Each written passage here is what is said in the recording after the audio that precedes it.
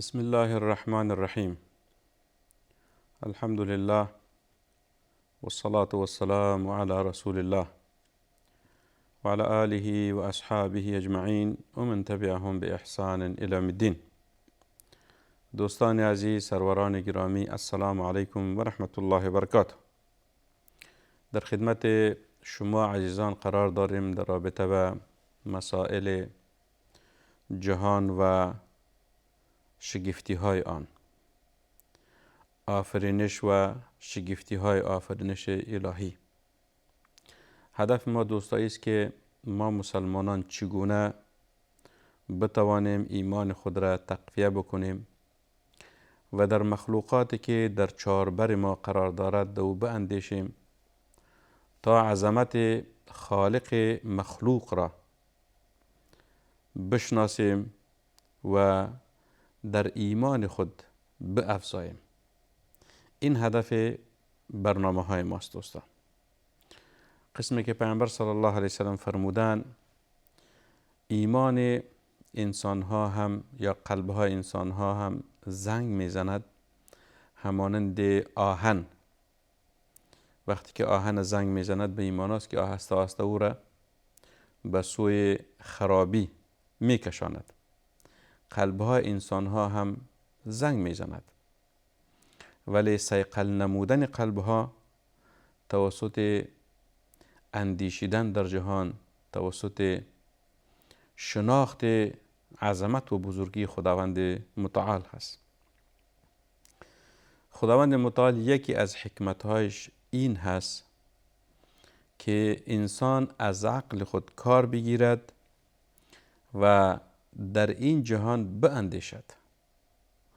آنچه که پیرامون انسان قرار دارد همش مخلوق خداوند هست و انسان مکلف هست که در هر مخلوق خداوند باندیشد تا خالق هستی را بشناسد و ایمان خود را تقویه نماید. این از هدف برنامه های ما دوستان. یکی از مسائل مهم که در رابطه با برنامه شگفتی های آفرینش تعلق میگیرد دوستایی است که فراموشی انسان از عظمت پروردگارش که در مخلوقات نمایان می شود این هست که انسان در مشاغل خود غرق است و از شناخت خداوند متعال در غفلت هست و هر چیز را که پیرامون انسان قرار دارد او را عادی فکر می کند. آن چیزهایی که پیرامون انسان قرار دارد او را یک چیز عادی فکر و تصور می کند و جنبه های اعجازی هستی را به باد فراموشی می برد و آن عظمت خداوند متعال که در مخلوقش نمایان می گردد از او چی است؟ از او غافل هست. پس نتیجه چی شد دوستان؟ نتیجه ایست که ما انسان ها باید عقل که بهترین نعمت خداوندی هست که برای انسان داده است از این عقل خود کار بگیریم و هر آن چیزی که پیرامون ما قرار دارد دو باندیشیم و غافل از خداوند، غافل از مخلوق خداوند نباشیم. به خاطر از اینکه انسان وقتی که در مرحله غفلت قرار گرفت او هر چیز فراموش میکند. وقتی که هر چیز را فراموش کرد نه از دین خود و نه از زندگی خود لذت میبرد و به دلیل جهل و غرور این گونه می اندیشد که فقط حوادث غیر طبیعی و خارق العاده هست و معجزه به حساب نمی آیند و بر این مبنا قوانین و روش های عادتی و مألوف را معیار سنجش ایمان و کفر خود قرار می دهد. این انسان است و این نشانه جهل آشکار انسان است که به بالاترین مراتب تمدن و پیشرفت رسیده است ولی خالق هستی را نمیشناسد. ببینید انسان در عصر فعلی به کجا رسیده است؟ در اوج فناوری و تکنولوژی در اوج فناوری و تکنولوژی که انسان به او دسترسی پیدا کرده است رسیده است. هر روز ما یک چیز جدید را میبینیم، مشاهده میکنیم که از ساخت انسان ها هست. انسان ساخته است و انسان در ساخت اختراع خود نوآوری دارد. هر روز یک نوآوری جدیدی در فناوری انسان میبینیم، در این جهان میبینیم. ولی اهمتر از همه که انسان باید به اون مرحله برسد و شناخت خداوند متعال هست، شناخت خالق هستی هست و آن محیطی که انسان دو زندگی میکند دو انسان باید باندیشد. در حالی که با اندک تأمل در میابد آن کسی که توانسته است این همه جنبه های اعجازی در هستی را بیافریند، برایش میسر هست که بر اعجاز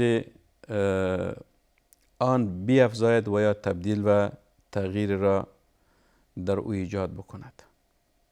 یعنی ببینید این جهانی که خداوند متعال آفریده هست به ایمان داره ما، همین خداوند متعال ذات توانا و قادر هست که هر تغییر و تبدیلی را در نظامش ایجاد بکند و هیچ مانعی در او قرار گرفته نمیتواند.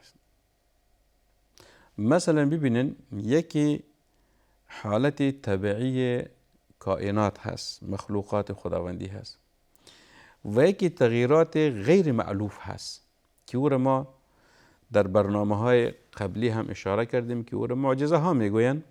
یعنی معجزه یک پدیده غیر مألوف است به نزد انسان ها و معجزه چیزی است که خلاف تصور و عادات انسان ها چی میگیرد؟ صورت میگیرد. مثلا یکی از بزرگترین معجزات پیامبر علیه السلام که از جمله معجزه های مشاهد هست، یعنی هر کس او را دیده است، او را ما شق القمر میگوییم. اعوذ بالله من الشیطان الرجیم اقتربت الساعة و انشق القمر. یعنی خداوند متعال میفرماید در سوره القمر که قیامت نزدیک هست و مهتاب دو شق شد. و انشق القمر، انشق یعنی به دو حصه شدی تبدیل شد. قمر یعنی مهتاب.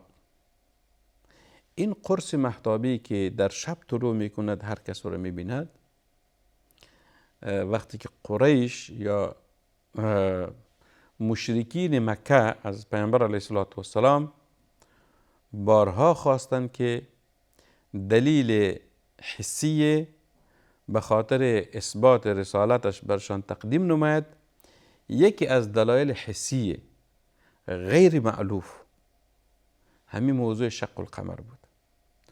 حالا شما میبینید دوستان، آیا عقل انسان درک کرده میتواند که یک انسان عادی آنقدر توانایی داشته باشد که در سیستم فضایی تغییر را ایجاد بکند؟ از نگاه ایمان بله، از نگاه عقل تصور شاید برای بعضی ها قابل تایید نباشد، ولی وقتی که یک چیز مشاهد شد در اونجا باز دلیلی به خاطر رد این حادثه وجود ندارد. دیدن به چشم سر دیدین شق القمر یعنی همین مهتاب دو حصه شد وقتی که پیامبر علیه السلام به امر خداوند، به قدرت خداوند، نه این که خود پیامبر علیه السلام این توانه دارد، نه خیر. به یک چیز باید ما متوجه باشیم دوستا، ما مسلمانان، که پیامبرا از خود توان تغییر در مسائل مألوف ندارن، یعنی توانش ندارن که از خود یک معجزه را ایجاد بکنن، بلکه اساس معجزه هم دوستا به اذن الله می باشد، به امر خداوند و به اجازه خداوند. دلیلش چیست؟ دلیلش ایست که در رابطه به عیسی علیه السلام که پیغمبر اولوالعزم بود، بعضی کارهای غیر مألوف از او صورت گرفت که او را معجزه میگویند. قرآن کریم چی میگوید؟ میگوید که و یبرئ الاکمه والابرص باذن الله و یحیی الموتى باذن الله و ینفخ فی الطیر. یعنی عیسی علیه السلام چند معجزه را خداوند برشان داد. مرده ها را زنده میکرد و یحیی الموتى باذن الله و یبرئ الاکمه والابرص باذن الله. بعض بیماران را وقتی که عیسی علیه السلام دست خدا بالایش میکشاند جور میشد. یک پرنده را میساخت و دو پف میکرد و چی میشد و میپرید. این کلش اگر شما ببینین خداوند متعال در قرآن کریم ذکر کرده است که باذن الله باذن الله باذن الله. ایتو نبود که توان از خود عیسی علیه السلام بود. وقتی که امر خداوند برش میشد و این قدرت خداوند برای پیغمبرش میداد، این کار صورت میگرفت.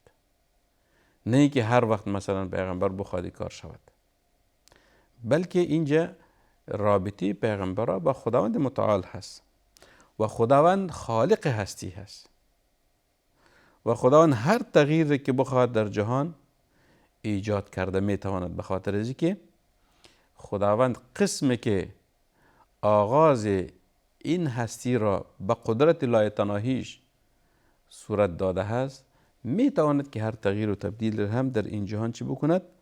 ایجاد بکند.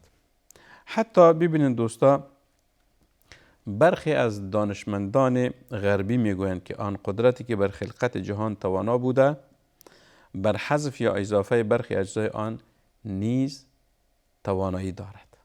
یعنی دانشمندان غربی مسلمان نیستند.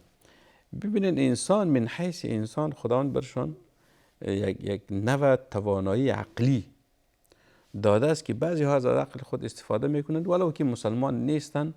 باز هم اونها به این نتیجه رسیدن که جهانی که ما دو زندگی میکنیم با این پهناوری و با عظمتش و با این اسرارش بدون خالق ناممکن هست که وجود داشته باشد.